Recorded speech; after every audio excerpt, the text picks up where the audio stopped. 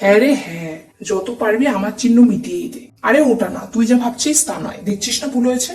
আমাকেই তো মেটানোর জন্য সবাই লেগেই থাকে। আমি কি মনে থাকা অবিশ্বাস, যার জন্য মানুষেরা পদে পদে বাধা পায় নিজের লোকের কথাতেই, তাই অবিশ্বাস মেটাতে চায়? আরে না রে ভাই, তুই হচ্ছিস সেই মানুষের ছোটবেলার বালুচরে মাটি খুঁড়ে লেখা সেই মাটির খাতার মতো।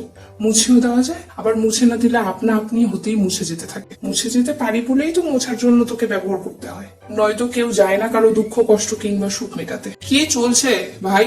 সুখকে আমি হাতের মুঠোয় রাখি, একবার চলে এলে মুছে ফেলা যায় না। নিজের মধ্যে একটু বেশি হয়তো অহং পুষে রাখিস বল। কেন আমার মতো হতে ইচ্ছে করে না বলতো?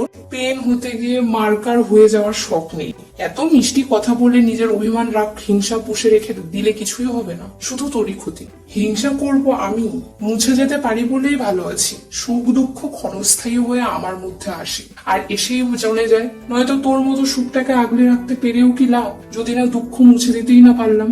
ওই যে আঙুর ফল টক, ওই শিয়ালের কাছে, মনে পড়ে? ঠিক তুই সেটাই। নিজের জন্য নিজের মধ্যে ভালোটাও যেমন বেশি দিন থাকে না, খারাপটাও থাকতে পারে না। যার জন্য নিজের জীবন নৌকোয় বেশ চলছি, শুধু ক্ষণে ক্ষণে একটু মরচে পড়ে যায়, কিন্তু তাও সময় মাফিক পরিচর্যায় পরিষ্কার রাখলে জীবনের চাপ অনেকটাই কম মনে হয়।